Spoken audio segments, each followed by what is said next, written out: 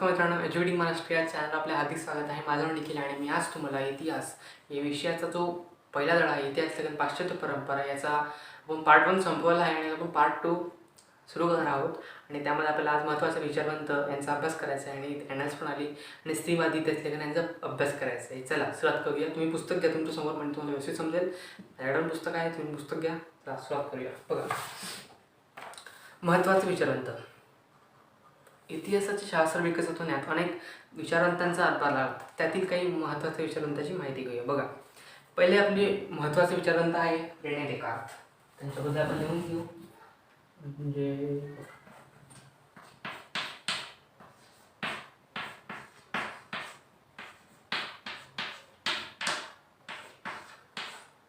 Renee Descartes. Okay, बघा, इतिहास लेखनासाठी वापरणाऱ्या ऐतिहासिक साधनांची, विशेषतः कागदपत्रांची विश्वासार्हता तपासून घेणे आवश्यक आहे, असे मत आग्रहाने मांडले जाते. म्हणजे इतिहास लेखनासाठी जी आवश्यक कागदपत्रे आहेत त्यांची विश्वासार्हता तपासून घेणे हे फार महत्त्वाचे मानले जात त्या काळी. आणि त्यामध्ये रेने देकार्त हा फ्रेंच तत्त्वज्ञ अग्रभागी होता. आणि त्यामध्ये हा जो फ्रेंच तत्त्वज्ञ होता रेने देकार्त हा फार अग्रभाग होता, फार पुढे होता. त्याने लिहिलेल्या डिस्कोर्स ऑन द मेथड या ग्रंथातील एक नियम शास्त्रशुद्ध संशोधनाच्या दृष्टीने फारच महत्त्वाचा मानला जातो. एखादी गोष्ट सत्य आहे असे निसंशयरित्या प्रस्थापित होत नाही तोपर्यंत त्याचा स्वीकार कदापि करू नये, असे त्याचे मत होते. बघा, हा एक फ्रेंच इतिहासकार होता, विचारवंत होता.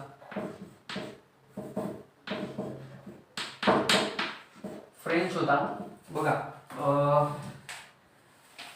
त्याचा ग्रंथ कोणता? डिस्कोर्स ऑन द मेथड हा त्याचा ग्रंथ होता.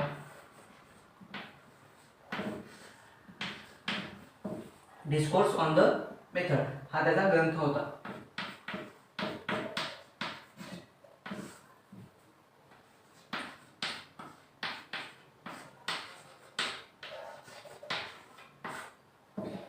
फ्रेंच तत्त्वज्ञ डिस्कोर्स ऑन द मेथड. महत्त्वाचा त्याचा विचार काय होता? कोणतीही गोष्ट सत्य आहे असे निसंशयरित्या प्रस्थापित होत नाही तोपर्यंत त्या घटनेचा, त्या गोष्टीचा स्वीकार करू नये असं त्याचं महत्त्वाचं म्हणणं होतं.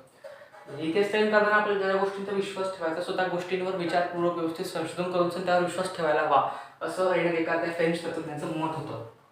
बरोबर, तो त्याचा महत्त्वाचा विचार होता की एखादी गोष्ट सत्य आहे असं निसंशयरित्या प्रस्थापित होत नाही तोपर्यंत त्या गोष्टीचा स्वीकार कदापि करू नये. आता आपले पुढचे विचारवंत आहेत व्हॉल्टेअर. बघ, व्हॉल्टेअर आपले पुढचे विचारवंत आहेत. व्हॉल्टेअर यांचे मूळ नाव फ्रान्सवा मरी अरुए असे होते. व्हॉल्टेअर या फ्रेंच तत्त्वज्ञाने, हा पण फ्रेंच होता, इतिहास लेखनासाठी केवळ वस्तुनिष्ठ सत्य आणि घटनांचा कालक्रम एवढ्यावर लक्ष केंद्रित न करता तत्कालीन समाजाच्या परंपरा,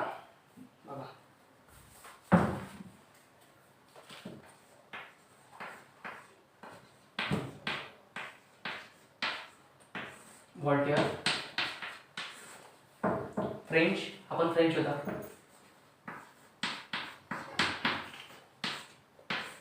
बरोबर, त्याचं मूळ नाव फ्रान्सवा मरी अरुए असे होते.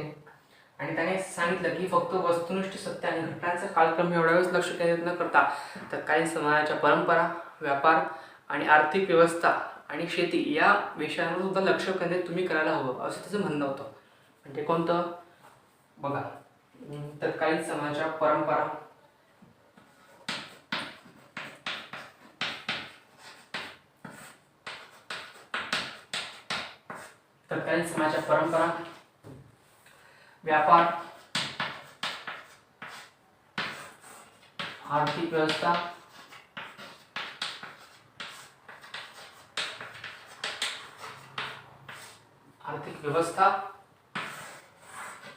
आर्थिक व्यवस्था, आणि शेती या गोष्टीवर लक्ष केंद्रित करायला हवं असं त्याचे मत होते. म्हणजे वस्तुनिष्ठ सत्य आणि घटनांचा कालक्रम एवढ्यावेळेस लक्ष केंद्रित न करता तत्कालीन समाजाच्या परंपरा, व्यापार, आर्थिक व्यवस्था, शेती या गोष्टींवर सुद्धा लक्ष केंद्रित करावे असं त्याचं म्हणणं होतं. आणि यामुळेच इतिहासाचा विचार करताना मानवी जीवनाचा सर्वांगीण विचार व्हायला हवा ही संकल्पना पुढे आली, ती व्हॉल्टेअरमुळे. आणि त्यामुळेच व्हॉल्टेअर म्हणजे फ्रान्सवा मरी अरुए यांना आधुनिक इतिहास लेखनाचे जनक असे म्हटले जाते. आधुनिक इतिहास लेखनाचे जनक.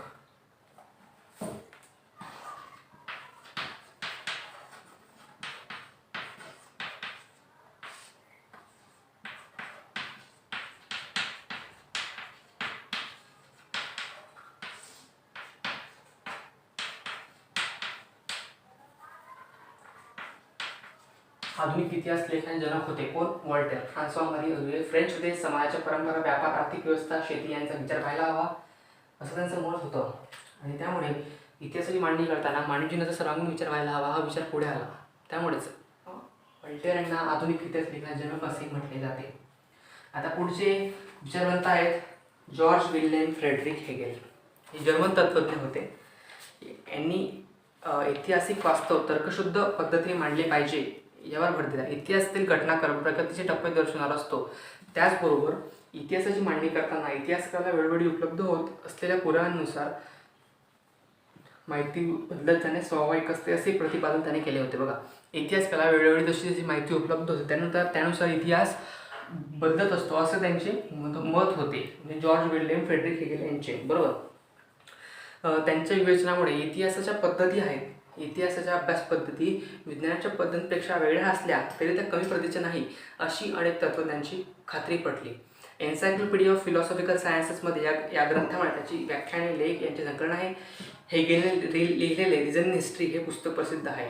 बघा,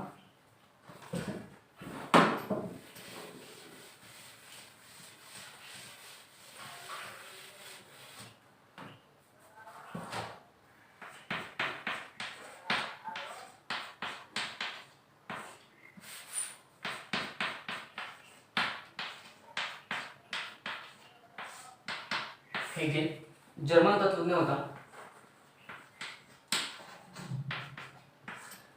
त्याने असा मुद्दा मांडला की ऐतिहासिक वास्तव तर्कशुद्ध पद्धतीने मांडले गेले पाहिजे. तर्कशुद्ध पद्धत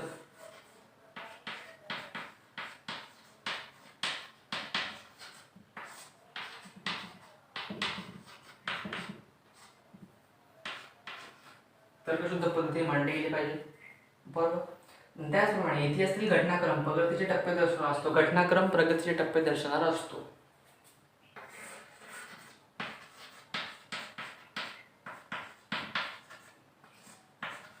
सो इतिहासातील घटनाक्रम हा प्रगतीचे टप्पे दर्शवणारा असतो.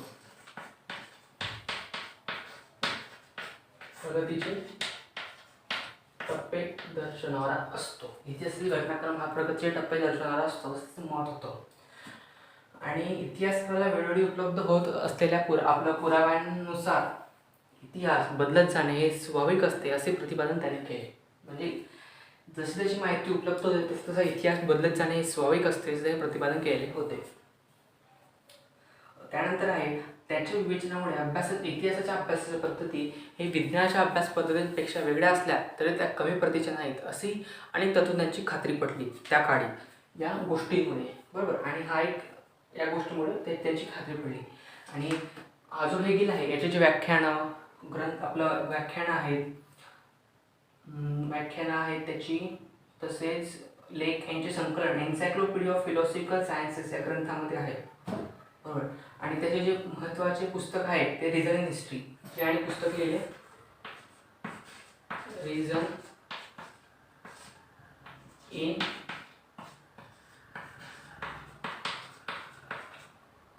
हिस्ट्री हे पुस्तक त्यांनी लिहिले. बघा, जर्मन तत्त्वज्ञ होते. त्यांच्याशी म्हणजे त्यांचे हे असं होतं विचार की इतिहासाची मांडणी तर्कशुद्ध पद्धतीने जायला हवी आणि ऐतिहासिक घटनाक्रम प्रगतीचे टप्पे दर्शवणारा असतो. त्यांनी महत्त्वाचे पुस्तक लिहिले होते रिझन हिस्ट्री हे त्यांचे पुस्तक होते. बरोबर, आणि त्यांनी बघा त्यांच्या खाली बॉक्स दिला आहे जाणून घ्यामध्ये. हेगेलच्या मते कोणत्याही घटनेचा अर्थ लावण्यासाठी त्याची वर्गवारी 2 विविध प्रकारात करावी लागते. त्याशिवाय मानवी मनाला त्या घटनेचे आठवण होत नाही. उदाहरणार्थ खरे खोटे, चांगले वाईट या पद्धतीला द्वंद्ववाद डायलेक्टिक्स असे म्हणतात. म्हणजे यांनी ही पद्धत उदाहरण दिली द्वंद्ववाद.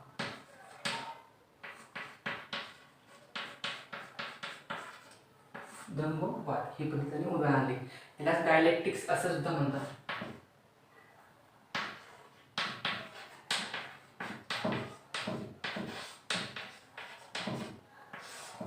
डायलेक्टिक्स असे सुद्धा म्हणतात. बरोबर, आणि बघा या पद्धतीत प्रथम एक सिद्धांत मांडला जातो, नंतर त्या सिद्धांताला प्रतिच्छेद देणारा दुसरा सिद्धांत मांडला जातो, नंतर त्या दोन्ही सिद्धांत असतात त्यांच्या तर्काधिष्ठित उहापोहानंतर दोहोंचे साथ ज्यात समावले असेल अशा समन्वयात्मक सिद्धांताची मांडणी केली जाते.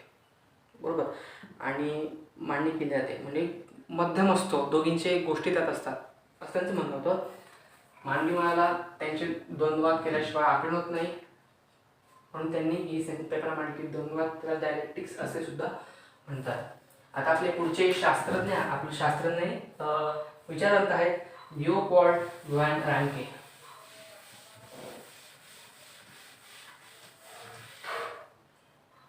बघा, मी फक्त रँके लिहितो.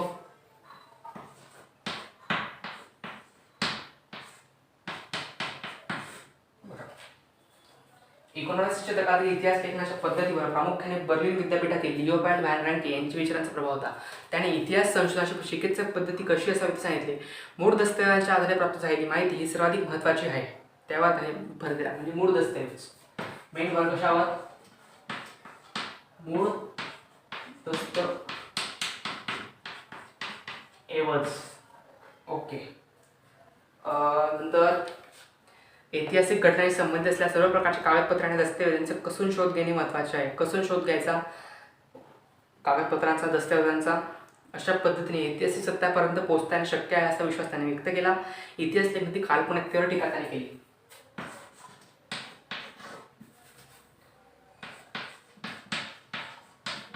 काल्पनिकता,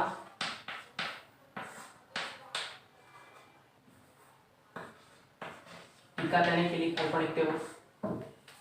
बरोबर. आणि the theory and practice of history आणि the secret of world history या ग्रंथांमध्ये त्याचे विविध लेखांचे संकलन आहे. हे त्याचे ग्रंथ आहे, त्यात त्यांचे लेखन आहे. आणि नंतर आपले पुढचे विचारवंत आहेत कार्ल मार्क्स, ग्रेट मार्क्स.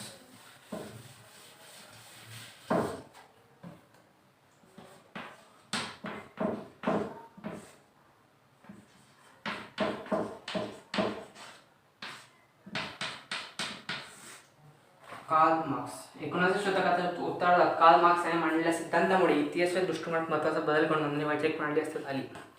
इतिहास अमूर्त कल्पनांचा नसून जिवंत माणसांचा असतो. माणसांमधील नातेसंबंध त्यांच्या मूलभूत गरजा भागवण्यासाठी उपलब्ध असलेल्या उत्पादन साधनांच्या स्वरूपावर व मालकीवर अवलंबून असतात. बघा, माणसांमधील जे नातेसंबंध असतात ते उत्पादन मालकी, म्हणजे उत्पादन गोष्टींची मालकी ज्या समूहाकडे असेल त्यांच्या त्या साधनांच्या स्वरूपावर व मालकीवर अवलंबून असतात. म्हणजे ती जी मालकी ज्याच्याकडे असेल त्यावर त्यांची नातेसंबंध अवलंबून असतात.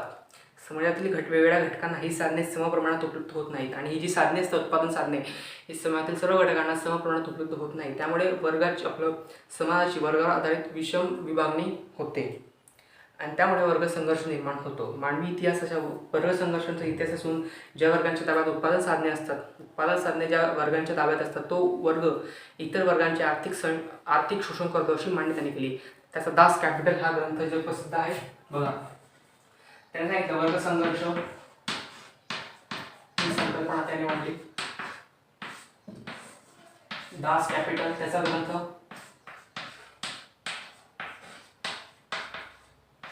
दास कॅपिटल हा त्याचा ग्रंथ.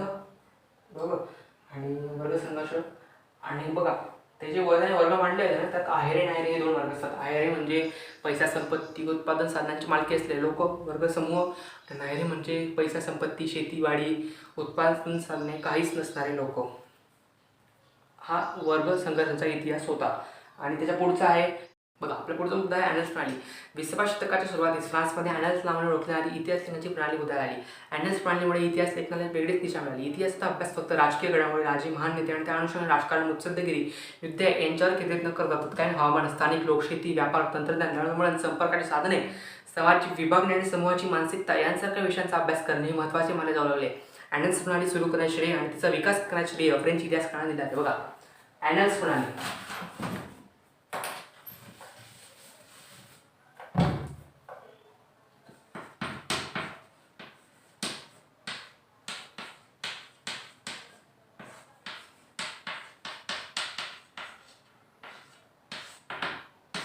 श्रेय कोणाला? फ्रेंच इतिहासकार यांना ॲनल्स प्रणाली विकसित करण्याचे श्रेय जाते. बरोबर. या प्रणालीमध्ये त्यांनी सांगितलं आहे की इतिहासाचा अभ्यास फक्त राजकीय नेते, राजकीय घडामोडी, महान नेते त्या अनुषंगाने राजकारण, मुत्सद्देगिरी यांच्यावरच केंद्रित न करता तत्कालीन समाजाच्या परंपरा, हवामान, दळणवळण, संपर्काचे साधने, सामाजिक विभागणी आणि समूहाची मानसिकता यांसारख्या गोष्टींचा अभ्यास करणे महत्त्वाचे मानले जावं लागेल इतिहास लेखनामध्ये. अशी संकल्पना कशामुळे आली? ॲडम्स म्हणाली. ज्या गोष्टींचा पण अभ्यास व्हायला हवा, राजे, महान नेते, युद्ध यांच्याच केंद्रित न करता तत्कालीन समाजाच्या परंपरा, हवामान, दळणवळणचे साधने, संपर्काचे साधने यांच्यावर केंद्रित व्हायला हवं असं त्यांचं म्हणणं होतं. आणि सुरू करण्याचे आणि विकसित करण्याचे श्रेय ॲडम्स फ्रांकचे फ्रेंच इतिहासकारांना जाते. आता पुढचा मुद्दा आहे स्त्रीवादी इतिहास लेखन.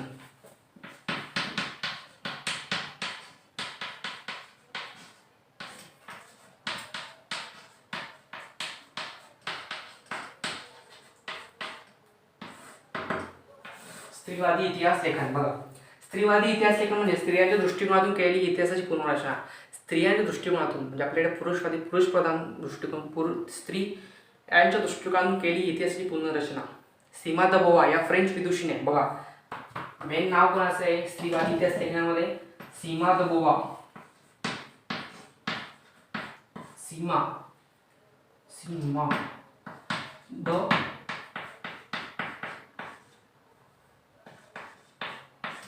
सीमा द बोवा या फ्रेंच विदुषीने स्त्रीवादाची मूलभूत भूमिका सिद्ध केली होती. स्त्रीवादी इतिहास लेखनामध्ये स्त्रियांचा अंतर्भाव म्हणजे समावेश.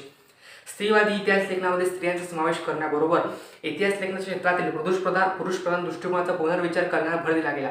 त्यानंतर स्त्रियांच्या आयुष्याशी निगडीत नोकरी, रोजगार, ट्रेड युनियन, त्यांच्यासाठी काम करणाऱ्या संस्था, स्त्रियांचे कौटुंबिक आयुष्य यांसारख्या विविध पैलूंचा सविस्तर विचार करणारे संशोधन सुरू झाले. 1990 नंतर स्त्री एक सामाजिक वर्ग म्हणून इतिहास लेखनाला भर दिला गेला दिसतो बघा. स्त्रीवादी इतिहास लेखनामध्ये स्त्रियांचा अंतर्भाव, स्त्रियांचा समावेश करण्याबरोबर इतिहास लेखनाच्या पुरुषप्रधान दृष्टिकोनाचा पुनर्विचार म्हणजे त्यांच्या पुरुषप्रधान दृष्टिकोन कमी करण्याचा विचार केला गेला.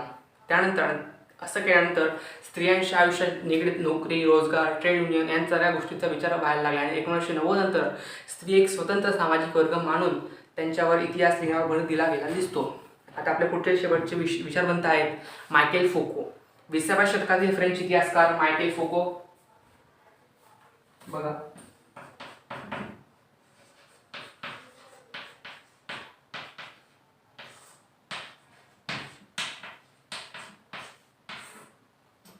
मायकेल फोको 20व्या शतकातील फ्रेंच इतिहासकार होते मायकेल फुको. त्यांचा जो ग्रंथ होता आर्किओलॉजी ऑफ नॉलेज,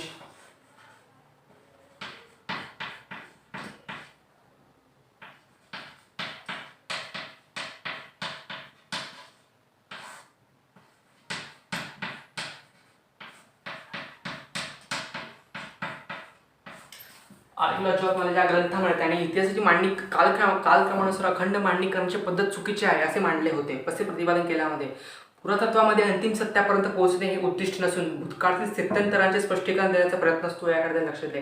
त्यांनी याकडे लक्ष वेधले की पुरातत्वामध्ये अंतिम सत्यापर्यंत पोहोचणे हे लक्ष नसून तर त्याकडे स्थित्यंतराचे स्पष्टीकरण देण्यावर भर असतो असं त्याने प्रतिपादन केले होते. त्याने त्याकडे लक्ष वेधले. फुको यांनी इतिहासातील स्थित्यंतराचे स्पष्टीकरण देण्यावर भर केला म्हणून त्याने या पद्धतीला ज्ञानाचे पुरातत्व म्हटले आहे. बघा, या ठिकाणी ज्ञानाचे पुरातत्व हा महत्त्वाचा मुद्दा आहे. प्रश्न शकतो की ज्ञानाचे पुरातत्व का म्हटले आहे? कारण त्याने भूतकाळातील स्थित्यंतराचे स्पष्टीकरण देण्यावर भर केला म्हणून त्याला ज्ञानाचे पुरातत्व असे म्हटले आहे. इतिहासकारांनी पूर्वविचारात घेतलेल्या मनोविकृती, वैद्यकशास्त्र, तुरुंग व्यवस्था यांसारख्या विषयांचा त्याने इतिहासाच्या दृष्टीने विचार केला. बघा, त्याने मनोविकृती, वैद्यकशास्त्र आणि तुरुंग व्यवस्था, मनोविकृती,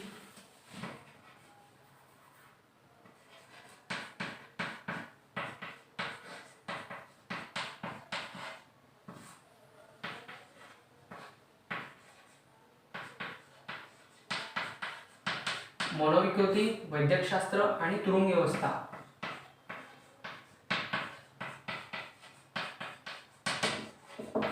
या गोष्टीचा सुद्धा त्याने अभ्यास केला. आणि या गोष्टींचं जे आपण ॲब्रिव्हिएशन म्हणू शकतो